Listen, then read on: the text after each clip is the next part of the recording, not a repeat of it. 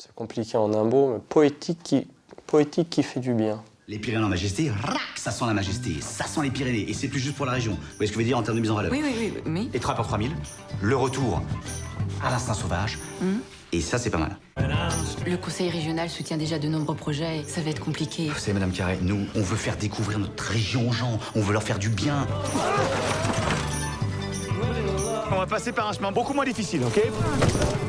Beaucoup plus direct. Nous, faire du bien aux gens, c'est dans notre ADN. C'est beaucoup plus difficile que prévu.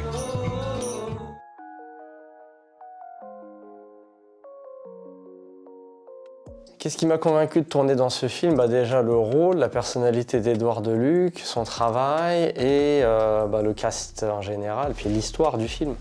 Parce que se retrouver dans les Pyrénées avec une équipe de guélurons comme ça, c'était un beau challenge. Puis moi, dans le personnage de Fred que j'interprète, je trouve, ça me parlait, je trouvais ça hyper intéressant. Puis c'était un beau challenge pour faire autre chose que ce que je propose aux gens habituellement sur scène, c'est-à-dire de la rigolade, de la galéjade et des blagues de troubadour.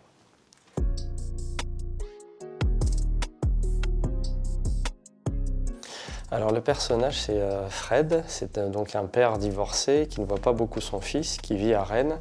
Enfin lui il vit à Rennes, il est chauffeur de bus et son fils vit avec sa mère à Nice. Donc c'est un gars qui ne voit pas son fils grandir et qui veut reconnecter avec lui, donc qui lui propose cette randonnée. Donc voilà, moi le rôle m'a parlé tout de suite. Pourquoi? Parce que étant père, étant beau-père, ça m'a tout de suite parlé parce que je suis allé chercher des trucs un petit peu enfouis en moi. Et puis, comment je me suis préparé? J'ai bossé, j'ai essayé de chercher des choses que j'aurais pas nécessairement montrées sur scène comme ça. Et voilà, une petite préparation perso, en solo, dans mon studio, enfermé, avec une méthode très spécifique.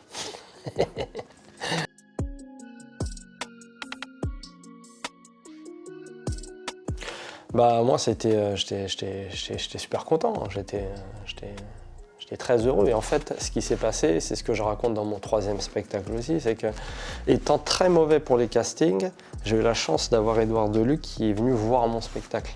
Donc, il me voit pendant 1h30 sur scène et qui, à la fin, me propose ce rôle. Donc, j'étais d'autant plus heureux que j'ai pu lui montrer ce que je savais faire aussi sur scène dans une autre mesure. Parce qu'en casting, je suis vraiment fatigué de chez fatigué.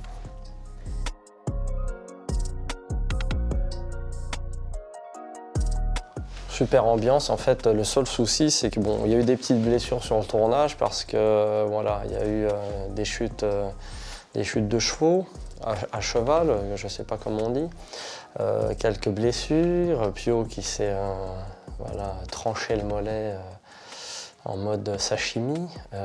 Mais après, je pense que les accidents du tournage ont créé une cohésion aussi autour du projet. Et ça a renforcé, c'était un bon team building, on va dire, comme on dit dans le jargon étudiant du business.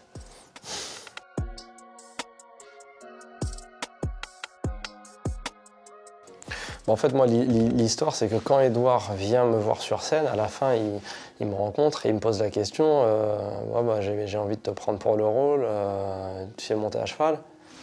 Donc moi, grand mytho professionnel, je monte depuis que je suis petit.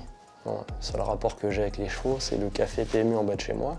Donc le lendemain, je fonce dans un centre équestre, prendre des cours d'équitation. Donc j'arrive à faire 4-5 heures d'équitation par jour pendant 3 semaines pour essayer de pallier mon incompétence. Et donc arrive le premier jour de tournage, on me file un cheval, sauf que c'est un cheval de randonnée, hyper axé sur la liberté d'entreprendre et de partir en vrille.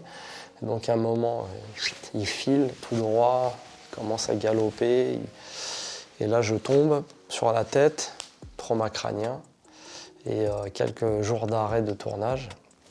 Donc pour te dire que toute cette petite formation d'1 mois n'a servi strictement à rien, donc faut pas faire le mytho dans la vie, c'est juste ça la morale de l'histoire.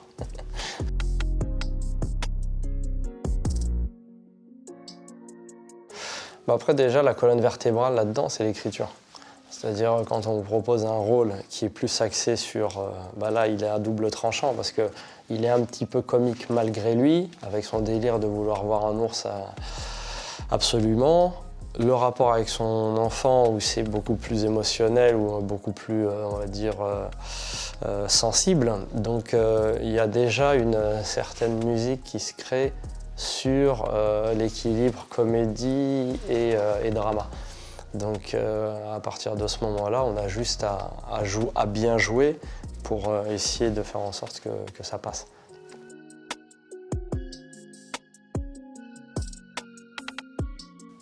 Je dirais que c'est un film, c'est compliqué en un mot, mais poétique qui fait du bien. Parce que c'est ça, c'est pas que de la comédie. C'est un bon western de mésaventure, comique et poétique.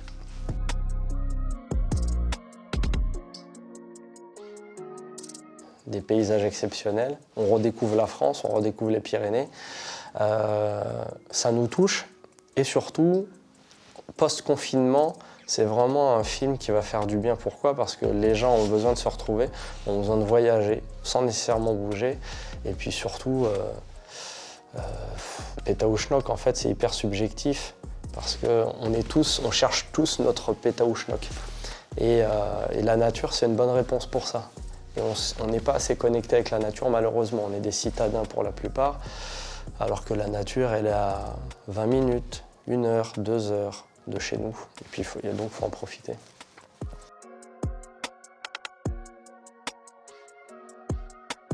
Cette chute de cheval mémorable est assez exceptionnelle. Mais en fait, moi, ça m'a appris un truc, c'est que l'humilité, c'est très très important dans la vie en général. Parce qu'en 1 seconde, t'es plus là. Donc il faut profiter au maximum.